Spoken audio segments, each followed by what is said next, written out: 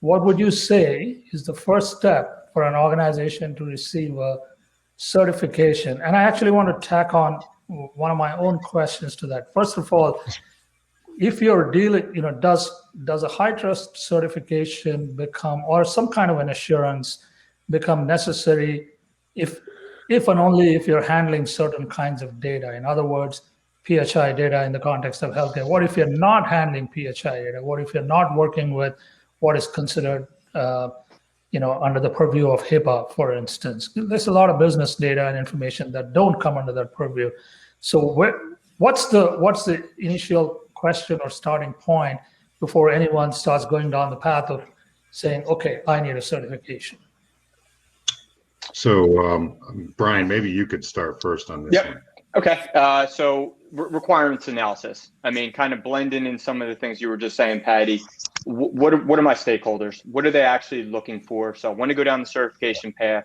Why am I going down the certification path? Is it for a certain client that I'm trying to secure? Is it to try to be that differentiator?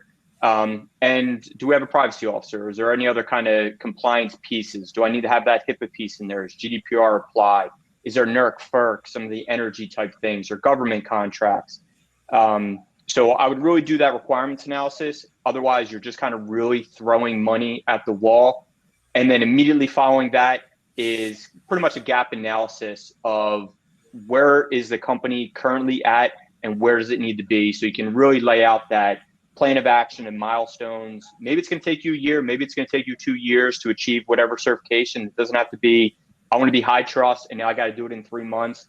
To kind of really map this out so that you're being very cost efficient, with your resources. And lastly, from the readiness side, we've had clients go through HITRUST. Of course, healthcare is a big proponent and our largest vector, but we've done manufacturing, we've done non-healthcare technology firms, some oil and gas. So it's all over the board. So it does not have to be necessarily a healthcare HIPAA type organization for HITRUST. Right.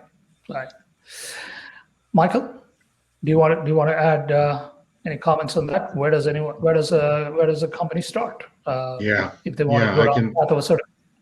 Sure. So I'll add some thoughts. I agree with everything that Brian just said. I'll reference, one of my favorite points throughout the years. Those of you familiar with the Golden Circle, they talk about what we do, how we do it, but what a lot of companies fail to define is why we do what we do. So I would answer that question. The first step is to define why, right? Why do you need it? And it dovetails back to what Brian's talking about. What's the requirements, right? Why are we throwing this out there? Are we throwing this out there because we're trying to check a box? Just because somebody's asking you for it doesn't necessarily mean you have to do it. Right? You need to understand what all the requirements are, and how do you leverage that investment and those efforts across the organization. I like to call it third-party assurance rationalization. Right? When you look at all the different things you're being asked for, back to Brian's point around requirements, what regulators are asking me for this, what customers are asking me for this, what investors and board members are asking me for this, how do you put that down all together, working with, a partner or somebody who's in professional services like Brian to say, all right, how do we normalize all this stuff, right? These are the options that can help you satisfy these requirements. And then you need to have executive sponsorship. If you don't have executive sponsorship, it's going to fail, or you're going to spend much more money than is necessary. But it's hard to get the executive sponsorship if you don't have the why defined. And I think, again, in the spirit of Paw Box, right, which is bringing this all together here, that's a great example.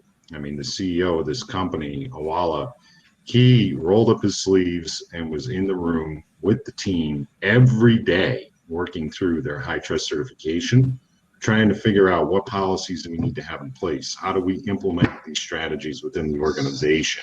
If you don't have that type of commitment at the executive level, it's going to be a non-starter right out of the gate.